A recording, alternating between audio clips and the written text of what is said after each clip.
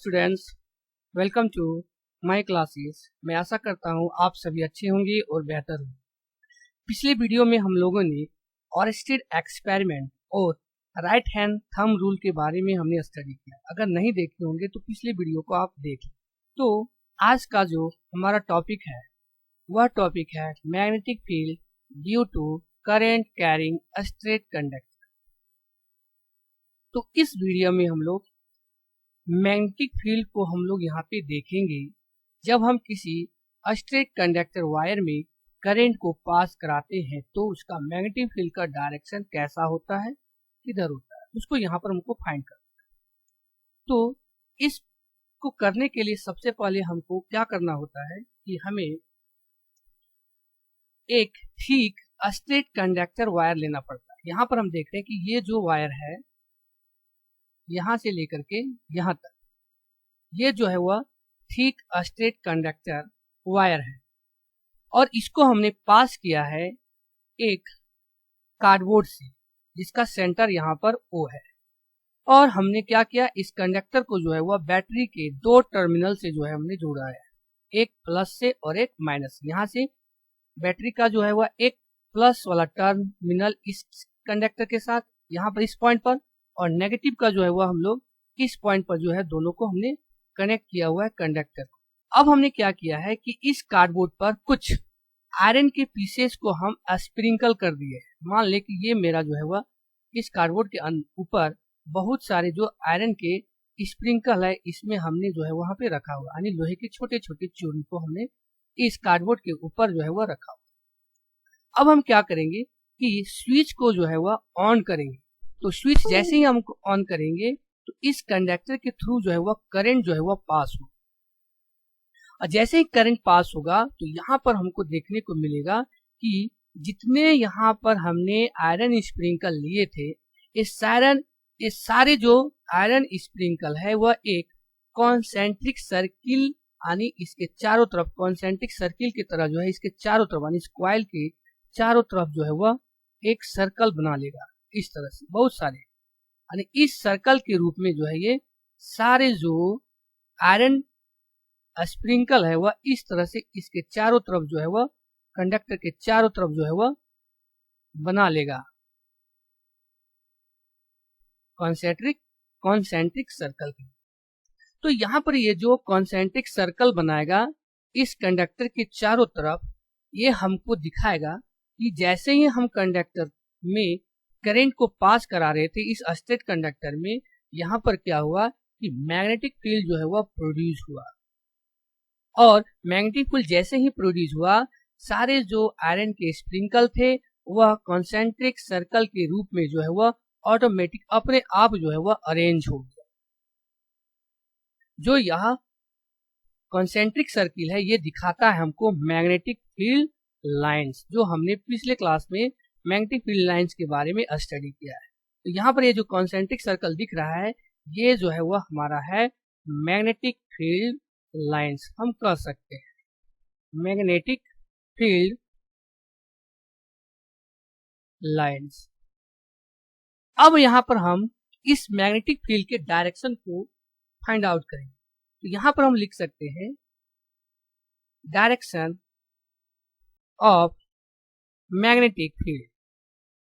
तो जब हम इसका डायरेक्शन यहाँ पे निकालेंगे according to right hand thumbs rule, जो हमने पिछले क्लास में हम आप लोगों को राइट हैंड थंब रूल के बारे में बताए हुए हैं कि कोई कंडक्टर अगर होता है और इसमें हम लोग राइट हैंड का यूज करते हैं तो जो हमारा थंब होता है उसमें हम करंट के डायरेक्शन को दिखाते हैं, और बाकी जो कर्ली फिंगर्स होता है वह कर्ली फिंगर्स जो है वह हमको क्या दिखाता है, मैग्नेटिक फील्ड के डायरेक्शन को जो है वह दिखाता है। इस तरह से हमने देखा था, और ये जो है वह हमारा राइट हैंड थंब्स है। तो यहाँ पर हम देख रहे हैं कि इसको अगर हम इस कंडक्टर में अप्लाई करते हैं तो यहाँ पर देख रहे हैं कि इलेक्ट्रिक करंट का जो डायरेक्शन है वह ऊपर की तरफ है, इधर है। तो यहाँ पर हम इस रूल को अगर फॉलो कराते हैं तो ऊपर हो गया हमारा करंट का डायरेक्शन, तो मैग्नेटिक फील्ड का डायरेक्शन जो है वह हमारा हो जाएगा इस रूप में, इस तरह से हो गया ये मैग्नेटिक फील्ड का डायरेक्शन। तो यहाँ पर हम देखेंगे कि जो कॉन्सेंट्रिक सर्कल बन रहा था उसका जो मैग्नेटिक फील्ड का डायरेक्शन हो जाएगा वह हो जाएगा इस रूप, ऐसे करके, इस तरह से। तो यहाँ पर जो डायरेक्शन हम लोग निकालेंगे उस डायरेक्शन को हम लोग निकालेंगे use of right hand thumb rule. अब आगे हमको यहाँ पे निकालना है मैग्नीट्यूड ऑफ मैग्नेटिक फील्ड। इसका मतलब हुआ कि जो मैग्नेटिक फील्ड यहाँ पर बन रहा है इस कार्डबोर्ड, इस कंडक्टर के चारों तरफ, वह मैग्नेटिक फील्ड जो है वह किस किस पर डिपेंड करेगा। तो सबसे पहले हम यहाँ पे कह सकते हैं कि जो ये मैग्नेटिक फील्ड जो है वह हमारा डिपेंड करेगा करंट पर।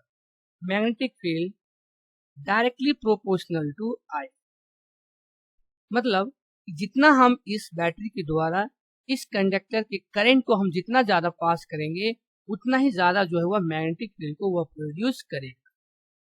दूसरा, ये मैग्नेटिक फील्ड जो है वह हमारा डिपेंड करेगा इनवर्सली प्रोपोर्शनल टू R, मतलब कह रहा है कि हम यहाँ पर देख सकते हैं इस कंडक्टर के चारों तरफ जो हमारा सबसे नजदीक का जो सर्कल जो बना हुआ है कॉन्सेंट्रिक सर्कल, इसका अगर हम लोग रेडियस देखेंगे तो बहुत कम है। और रेडियस अगर इसका बहुत कम है तो इसका मतलब इस कंडक्टर से इसका डिस्टेंस क्या है, बहुत कम है। और डिस्टेंस कम रहेगा तो हम यहाँ पे कह सकते हैं कि इसका जो मैग्नेटिक फील्ड है वो बहुत ही ज्यादा होगा।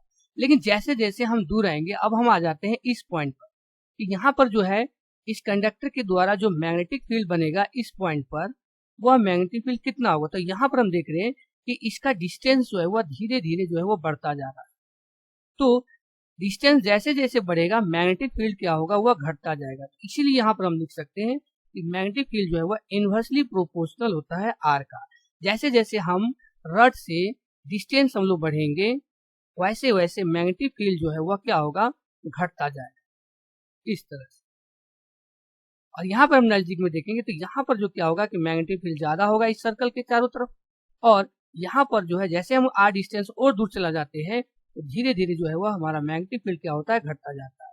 इसी कारण से हम कह सकते हैं कि मैग्नेटिक फील्ड जो है वह इनवर्सली प्रोपोर्शनल होता है डिस्टेंस ऑफ द कंडक्टर। तो इसको जब हम दोनों को यहाँ पे मिला देते हैं तो B जो हमारा बनता है B इक्वल टू आ जाता है एप्सिलॉन नॉट I और बाय में हो जाता है R। ये हो जाता है इसका मैग्नीट्यूड इस कंडक्टर जब हम स्ट्रेट कंडक्टर को रखें। तो यहाँ पर थोड़ा हम लोग यूनिट देख लेते हैं, units of magnetic field B का, जिसको हम लोग मैग्नेटिक फील्ड को इंडिकेट करते हैं B से। तो इसका जो SI यूनिट होगा वह हो जाएगा टेस्ला। आप लोग इसको ध्यान में रखेंगे। जो साइंटिस्ट थे निकोला टेस्ला, उसी के नाम पर जो है मैग्नेटिक फील्ड का जो SI यूनिट नाम पड़ा वह पड़ा टेस्ला, और इसको इंडिकेट करते हैं हम लोग T से, कैपिटल T से। और इसी का अगर हम लोग स्मॉलर यूनिट देखेंगे मैग्नेटिक फील्ड का स्मॉलर यूनिट, तो उसको हम लोग कह सकते हैं गॉस, GAUSS, और इसको हम लोग इंडिकेट करते हैं कैपिटल G से। तो हम यहाँ पे कह सकते हैं कि 1 जो टेस्ला होता है, 1 टेस्ला इक्वल टू आ जाता है 10 के पावर 4 गॉस। ओके, ये रहा magnetic field due to current carrying straight conductor. Okay, thank you all of you.